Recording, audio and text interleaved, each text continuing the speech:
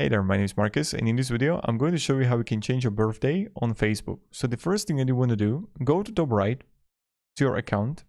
Then you're going to be right here and you're going to be settings and privacy, help support display accessibility. So click on settings and privacy. Then you're going to be in settings.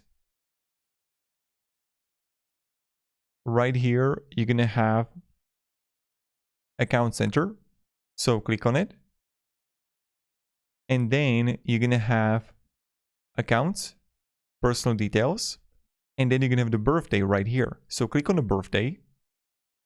And then you're going to have providing a birthday helps make sure you get the right experience for age. Okay. And you have to contact the Facebook. Date of the birth.